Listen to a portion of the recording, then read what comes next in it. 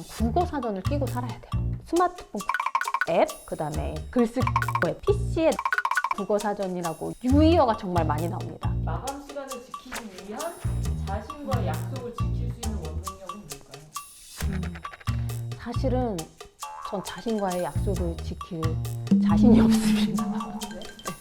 그래서 제가 하는 방법을 알려드릴게요. 안녕하세요. 글쓰기 코치 글밥입니다. 벌써 4번째 시간입니다. 제가 가끔 글쓰기가 당신에게 어떤 의미냐 이런 질문을 받을 때가 있거든요. 내가 가장 잘하는 방식의 소통이라고 대답을 하곤 합니다.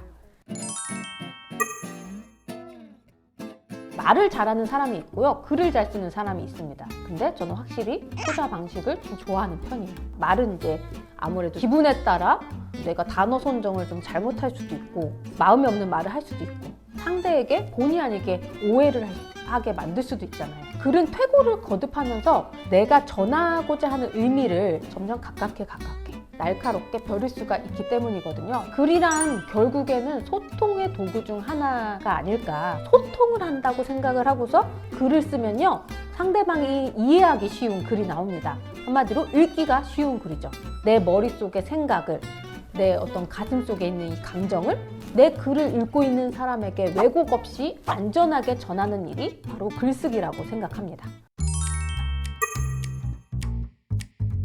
제가 아무래도 글쓰기 책을 많이 쓰다 보니까 우리 글모임 하시는 분들을 많이 떠올리면서 쓰거든요. 글모임 안에서도 어려워하시는 부분들이 다 다르세요. 완벽주의 때문에 글을 다 써놓고도 발행을 못해서 힘들어하시는 분도 계시고 표현이 너무 단조롭다, 고민이다 하시는 분도 있고 그런 분들을 떠올리면서 이분들이 어떤 게 힘들까 그런 것들을 제가 쓰고 있거든요. 요즘 제가 쓰는 글은요, 저질 체력으로도 하고 싶은 거 다 하고 싶은 내 이야기를 쓰고 있어요. 보기에는 좀 멀쩡해 보이지만 여기저기 아픈 데가 많아서 병원을 자주 다니고 있습니다. 그런데 이게 저만의 고민은 아닐 것 같거든요. 내 또래의 여성들이 비슷한 고민들을 많이 할 거라고 생각을 했고, 아, 이분들이 보고 공감할 만한 가장 도움을 받을 수 있는 사람이 누구일까 이거를 생각하면서 글을 쓰고 있는 것 같아요. 어휘 공부하는 방법은요, 일단 국어 사전을 끼고 살아야 돼요. 저 같은 경우는 스마트폰 앱이 있잖아요. 이 홈화면에다가 스마트폰 국어 사전 앱, 그 다음에 글쓰기 메모 앱 두 가지를 잘 보이는 곳에 깔아놨어요. PC에 낱말 국어사전이라고 유료 국어사전이 있거든요. 유의어가 정말 많이 나옵니다. 예를 들어 뭐 좋아하다 이렇게 치면 좋아하다와 관련된 유의어가 30-40개씩 나와요. 내 글이 단조로운 거를 이렇게 보완을 할 수가 있겠죠. 1년 구독 금액이 3만 원 정도였던 것 같아요. 근데 글을 자주 쓰시는 분이라면 충분히 투자할 만한 가치가 있습니다. 또 하나, 우리가 모르는 단어가 나왔을 때 바로 국어사전에 확인하는 게 아니라 일단 내가 이 단어가 무슨 뜻인지를 한번 추측을 해봐야 돼요. 내 머리로 이 맥락 속에서 이 단어가 뭘까 상상해보고 그 다음에 마치 문제집 뒤에 정답 확인하는 것처럼 국어사전을 확인해 보시는 게 좋아요. 그리고 그 단어를 새롭게 알게 되었으면 그 단어를 넣어서 문장까지 지어보시는 것을 추천합니다. 쓰면 쓸수록 또 고치면 고칠수록 나아지는 게 글이거든요. 그래서 처음부터 너무 조급하게 잘 쓸 생각 안 하셨으면 좋겠어요. 어차피 고친다. 나는 이 글을 고치고 고칠 거다. 이렇게 생각하시면 훨씬 마음의 여유가 생깁니다. 이 태고가 언제 끝났음을 알 수가 있을까요? 태고가 끝났음을 알려주는 건 마감이죠.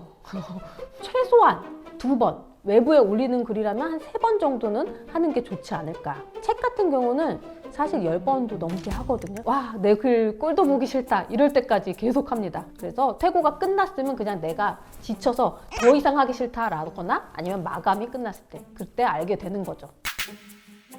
김 선생님 자기 어투로 굉장히 자연스럽게 그냥 말씀을 하시는 것처럼 느껴지더라고요. 그래서 이분은 그냥 원고지 한 번에 쓴 문장들이 아닐까. 그렇게 나만의 문체로 자기의 말로 퇴고 없이 쓴 거 아닐까라고 나오기까지가 정말 많은 퇴고를 곁들였기 때문에 그 느낌이 나오는 거라고 생각을 하거든요. 근데 막 알고 보니까 일필이지 하신 거 아니야? 김은 선생님 그 퇴고 몇 번 하시는지 꼭 댓글로 알려주시기 바랍니다. 아, 근데 댓글 안 쓰셔. 6필로 쓰셔야 돼. 마감 시간을 지키기 위한 자신과의 약속을 지킬 수 있는 원동력은 뭘까요? 사실은 전 자신과의 약속을 지킬 자신이 없습니다. 나 혼자서 마감을 지킨다는 게요. 글쓰기를 업으로 하는 사람도 그렇게 쉽진 않거든요. 그래서 제가 하는 방법을 알려드릴게요. 이 브런치 스토리, 거기에 공동 매거진을 만들 수가 있어요. 저와 함께 글 쓰실 분. 월화수목금에서 하나의 요일씩 맡아요. 예를 들어 제가 월요일, 누구는 화요일. 그렇게 하면 매주 한 꼭지씩은 써야 되잖아요. 이거를 지키지 않으면 나 때문에 이 매거진에 차질이 생기니까 책임감이 생겨요. 이 혼자서 하시는 분들이 제일 힘든 게 이게 맞나? 글을 이렇게 쓰는 게 맞나? 이 고민 정말 많이 하시잖아요. 글쓰기 모임을 하시면 뭐 예를 들어 뭐 6명이 모였다.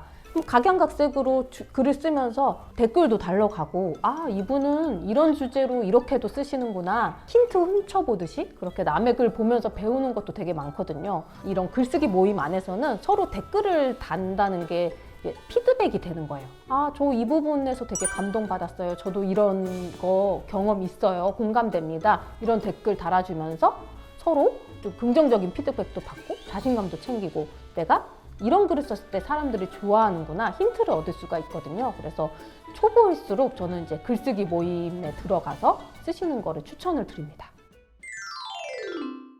오늘의 필사 문장은요. 다자이 오사무 인간실격인데요. 유명한 책이죠. 이 책이 1948년에 나왔다는데 요즘에도 인기가 아주 좋아요. 특히 20대들이 좋아한다는데요. 제가 궁금해서 읽어봤습니다.